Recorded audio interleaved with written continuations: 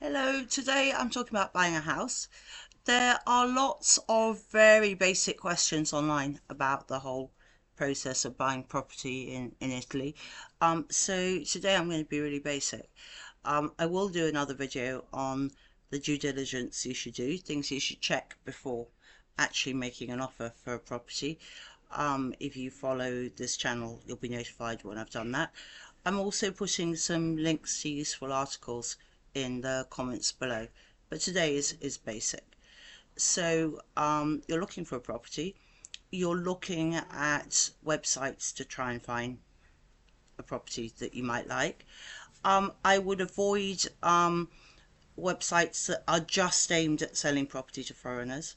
The two main Italian ones are immobiliare.it and idealista.it, both of which you can see in other languages as well. A common complaint is that people contact estate agents and they don't get a response, or they get a response and they can't get an appointment, or they get an appointment and the agent is a no-show. Basically, agencies aren't that keen as a general rule on email. And you need to confirm appointments. It seems crazy to me. If you actually made an appointment with someone, why do you need to then confirm that you're going to show up? But that's very much the norm here. So get hold of an agent, find out a WhatsApp number that they have that you can contact them on. It may be on the property websites that the number given is a mobile in any case, in which case it's definitely a work WhatsApp. Ask for an appointment.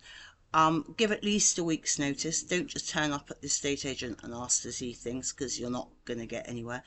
And ring or WhatsApp the day before to confirm your appointment, and that you're going to be there. So that's the first thing. So ask the estate agent if they can bring a copy of the land registry floor plans with them, the pianimetria catastale. Sometimes it's happened a couple of times that they're reluctant to do that, and it took me a while to work out that was because the agent doesn't have exclusive mandate to sell the property, and the cadastral floor plans have the owner's name on. Just ask them to Tipix it out in that case. Don't push it, it's not essential, but it's useful to have, as you'll see when you start finding out about the due diligence. So go and have a look at the property. You like it. You might have some queries about it, again in terms of the due diligence. If you have any structural queries at all, it's not normal to do a structural survey here.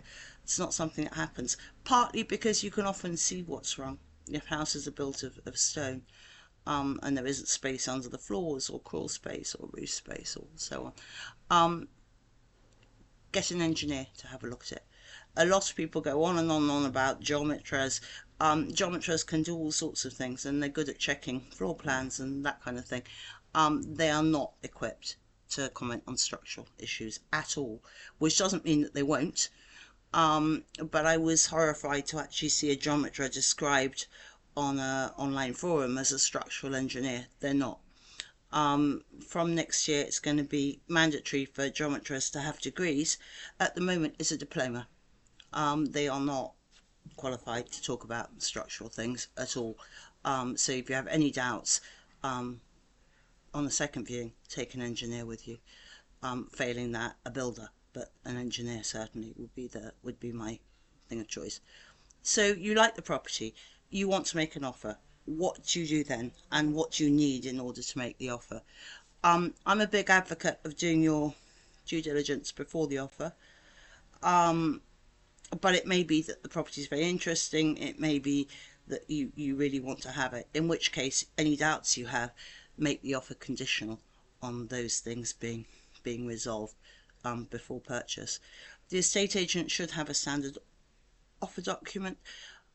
It should be in two languages so that you know what it is that you're signing. And what's really important is it has the words, you normally pay a 10% deposit, that the 10% deposit is a capara confermatoria. That's important because, and also the words that once the seller accepts the offer, it becomes a contratto preliminare. Those are both really important because it means that should the owner pull out, they've got to give you double your deposit back. Otherwise you're not protected. You can't pull out without losing your deposit in any case.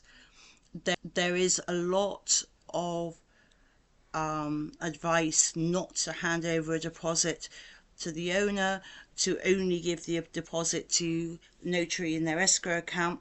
Fine, but a notary will only accept a deposit in their escrow account if you're doing a preliminary contract with them. And historically, that would be the more traditional way to do it, that you do a compromesso or preliminary contract with the notary, and then you go on to do the rogito or the final sale at the end.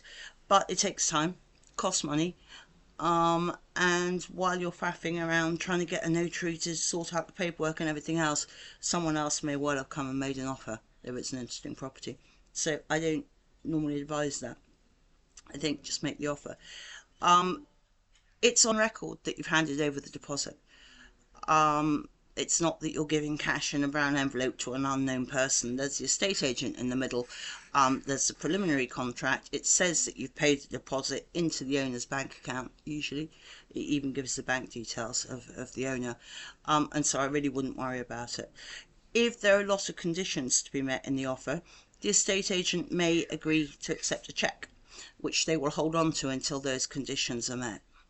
But in order to write the cheque, obviously you need to have an Italian bank account, and you'd need to have one already at the point where you make an offer.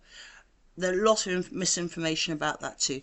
It's not true that you need to be a resident to have a bank account in Italy at all. Some bank managers are bigoted and don't want to accept you if you're not resident, but it's not a rule, and most will.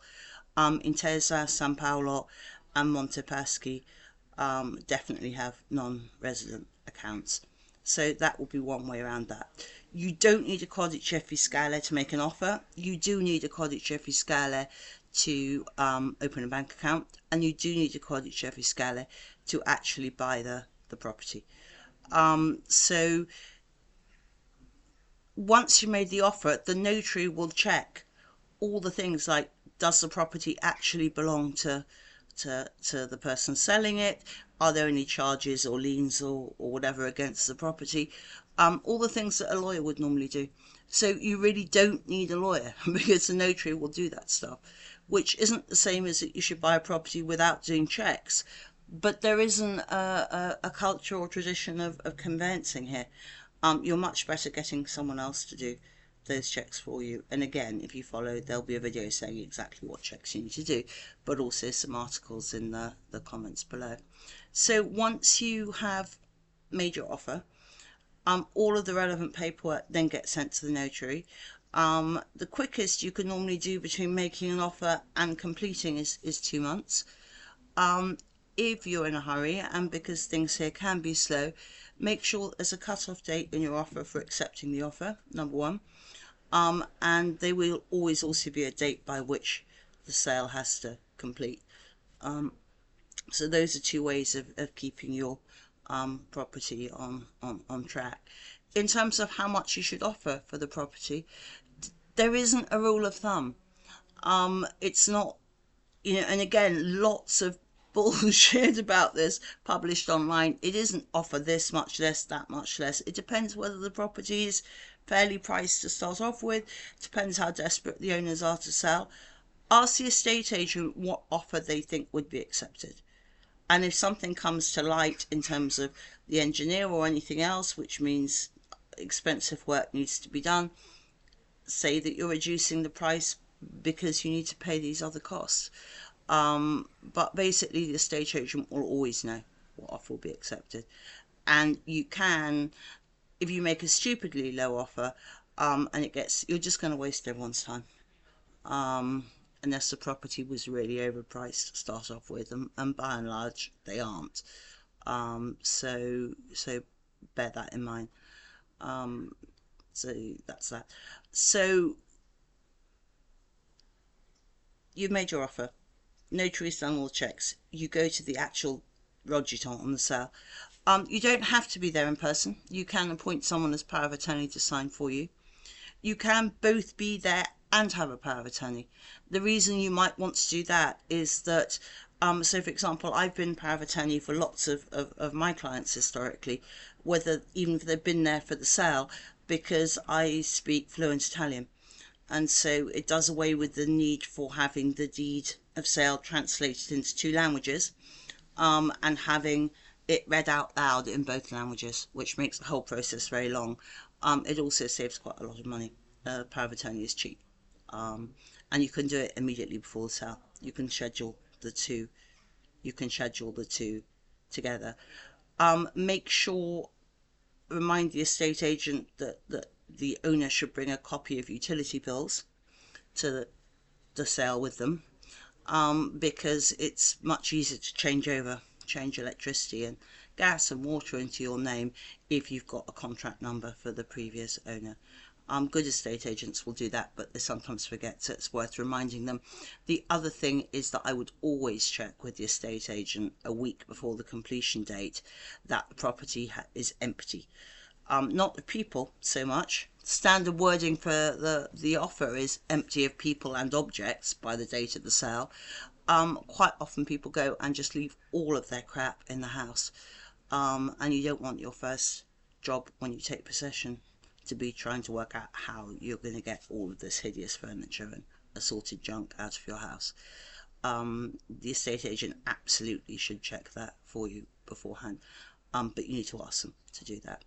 So that's that. I hope you find a property you love, and I hope you have a straightforward sale. And in order to maximize the chances of this having it, just make sure that you do your due diligence first. Thanks. Bye.